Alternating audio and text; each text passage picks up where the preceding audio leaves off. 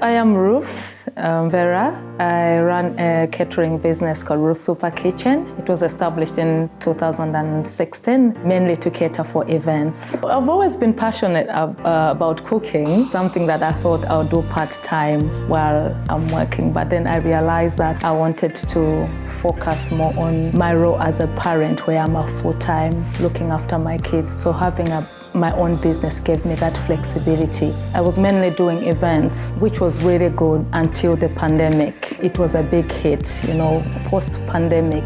I realized that people embraced the smaller numbers. But one of the interesting things we did during the pandemic was that we were providing frozen meals to the key workers, to the homeless. Now the interest coming to the incubator was that there was a new business idea. So I needed to come on board so that I can learn from others, understand how that aspect can work and how as a business I can shift from business to consumer to business to business. During the process, I began to understand more. I began to learn a lot. Each session we had different people coming to speak to us, and it was mind-blowing. I learned a lot. It was more than what I bargained for. So one of the sessions that really stood out for me was a person who's in business just like mine, who started from their own home kitchen, just like I have done. I felt so, I don't know whether I should say reassured, because sometimes you think you're limited to that space.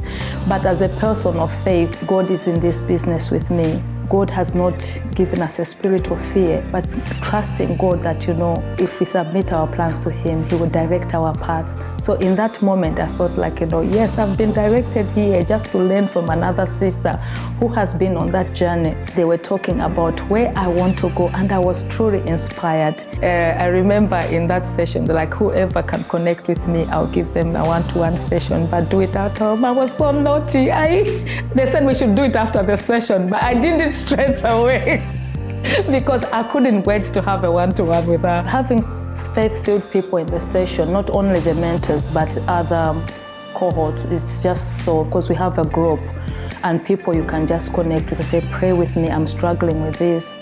How are you finding this? You don't feel alone, because being an entrepreneur, it can feel lonely. You feel like maybe you're the only person struggling. You feel like you're the only person maybe not understanding certain things.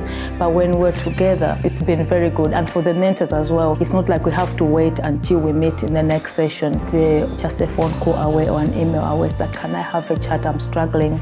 And they've just been available, not just to hear you, but to stand on the word of God about what we are believing for. The program has helped me to have more understanding. So I'm at that point now at the end of the program to realize that I'm in the right direction and I have full understanding of what is required. It's like I'm going somewhere and I don't know which direction to take. Now I know, like I've just put a postcode, I know this is where I need to go.